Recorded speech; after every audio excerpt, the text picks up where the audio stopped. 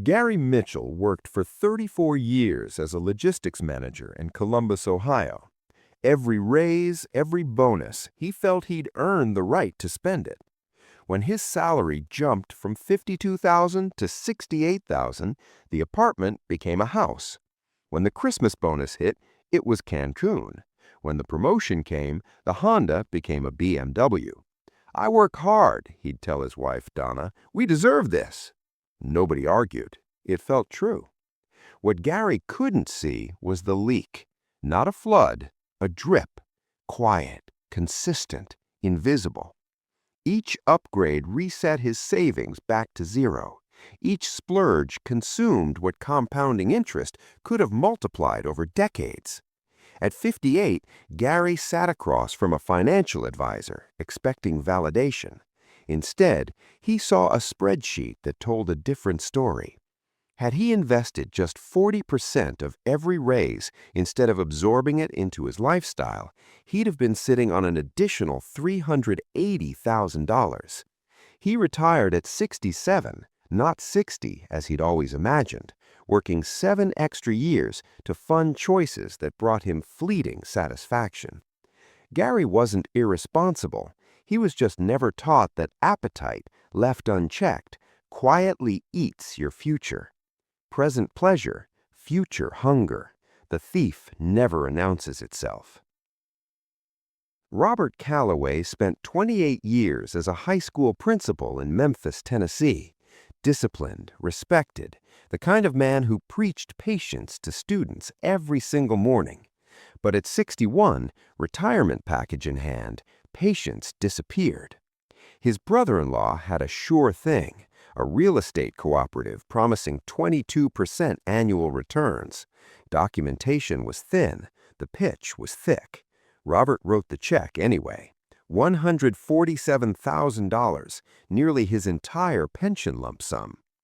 18 months later, the cooperative vanished. He never told his children the full amount. He told Donna it was a setback. He stopped attending family cookouts for a while. The shame sat heavier than the loss itself, because Robert knew better.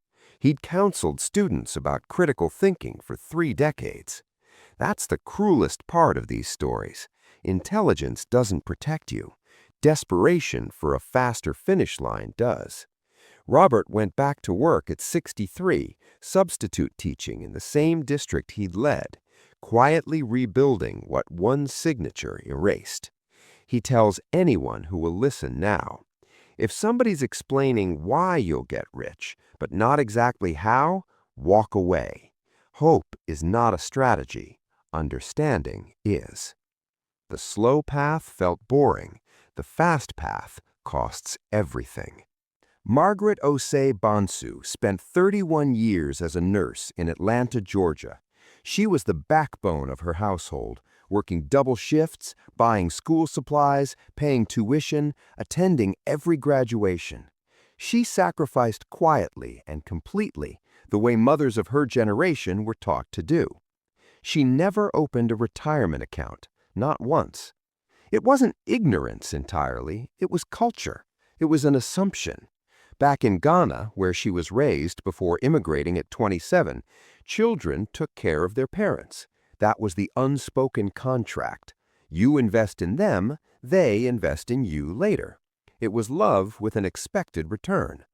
So Margaret invested, just not in a 401k. She invested in Jerome's college, in Priscilla's wedding, in the down payment for her youngest son's first home. Every time she considered redirecting money toward her own future, a child needed something, and she gave it, willingly, because that's what the plan looked like in her mind. At 67, Margaret retired with $23,000 in savings and a quiet expectation.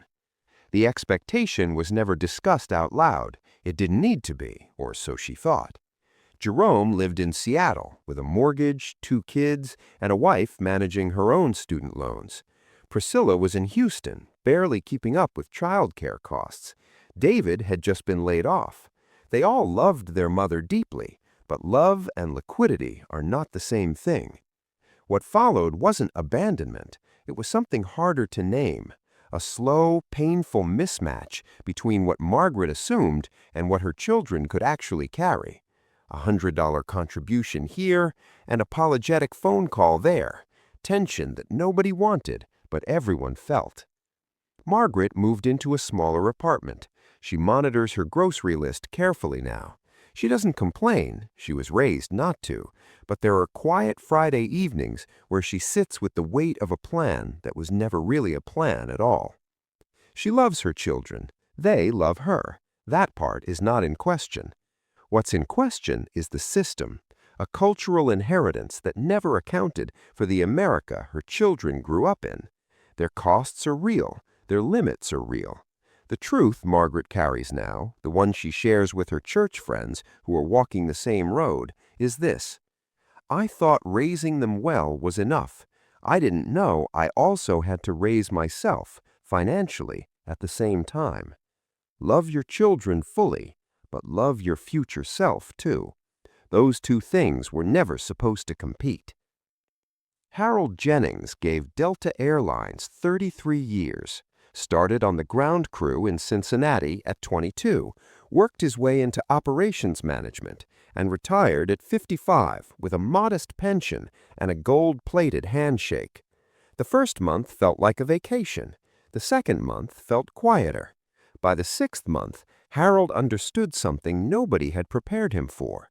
The paycheck was gone, and everything he'd built was attached to it. He had no rental property, no consulting income, no skill he'd monetized outside those Delta walls.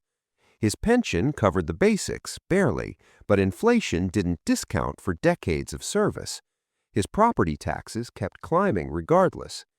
Harold had been so focused on keeping his job that he'd never asked a different question. What would I do if the job disappeared tomorrow? At 55, he had energy. At 62, he had less. At 67, he tried driving for Uber and his back wouldn't cooperate.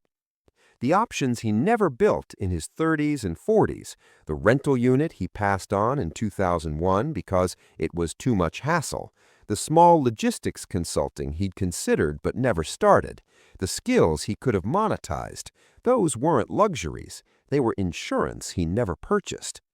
One income is a single point of failure, always has been. The generation before Harold survived on one paycheck because costs allowed it. That world is gone. Today, a salary is a starting point, not a finish line. Harold tells his grandchildren one thing consistently now.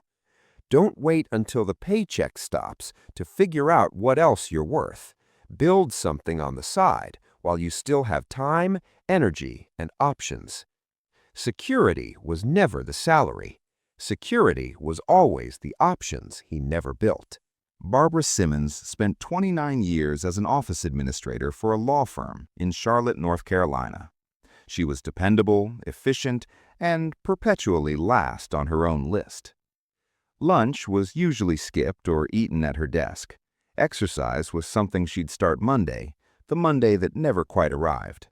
Checkups felt like an interruption to a schedule that never slowed down.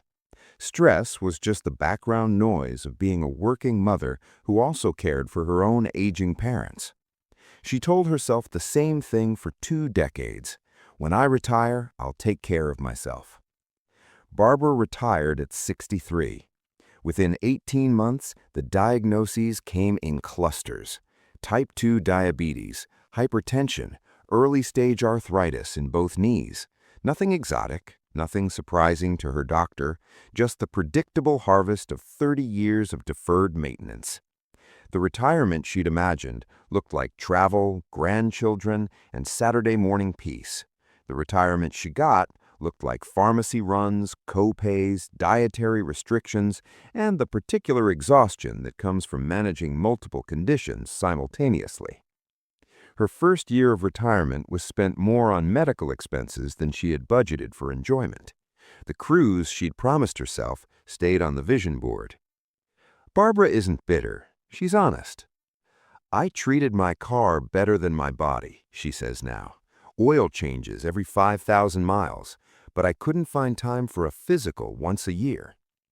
The painful truth her story reveals is this: retirement doesn't reset your body, it inherits it.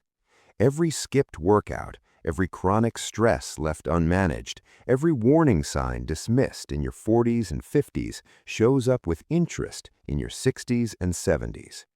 You don't get a new body at retirement, you get the one you built or neglected along the way. Health isn't a retirement reward, it's a lifelong investment with no catch-up contributions.